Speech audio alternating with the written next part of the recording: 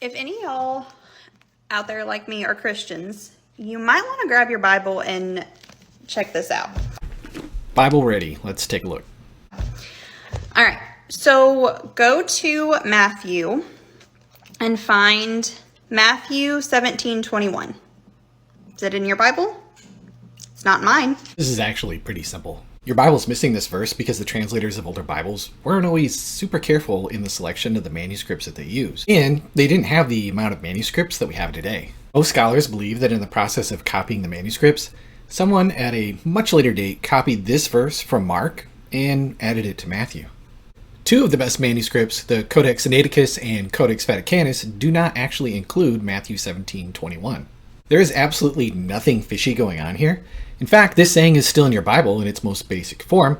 It's just only found in Mark 9:29. Calm down, calm down. Writing about this verse, conservative New Testament scholar D.A. Carson concludes, quote, "But the kind does not go out except by prayer and fasting is omitted by a powerful combination of witnesses. It is obviously an assimilation of the synoptic parallel in Mark 9:29. There is no obvious reason why, if original, it should have been omitted, and textual harmonization is quite demonstrably a secondary process." And by the way, verse numbers are more of a recent thing. In 1551, Robert Estienne assigned verse numbers to passages found in his Bible. Those verse numbers made it into the King James Version and basically all translations since then. But not everything in those earlier Bible translations were things that belonged there in the first place. That's where the science of textual criticism comes in. Check out Matthew 18:11. Is that in your Bible? It's not in mine. Again, this is because most textual scholars have determined that verse 11 shouldn't exist in Matthew 18, since it doesn't appear in the oldest and best manuscripts.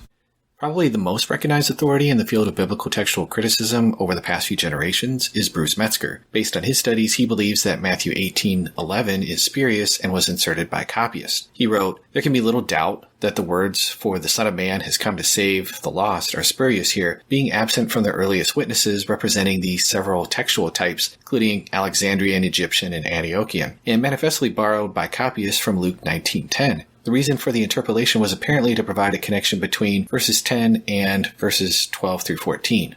Then you might want to flip to Matthew 23:14. Matthew 23:14. Is that in your Bible either? Because it's not in mine. Again, this saying of Jesus is still in your Bible. It's just found in Luke and not in Matthew. Once again, all manuscripts and all of our translations agree that these words are original to Mark and Luke. No one is questioning that this saying is ascribed to Jesus. The question is whether Matthew originally wrote these words in chapter 23 of his gospel. It's missing in many of our earliest and best manuscripts, but found in others, basically as we've seen in the previous two cases. I am beyond livid. Beyond. You might want to check out your Bible. Why be livid? All of these sayings of Jesus are still found in your Bible. So just chill out. Drink a 7-Up, eat a moon pie.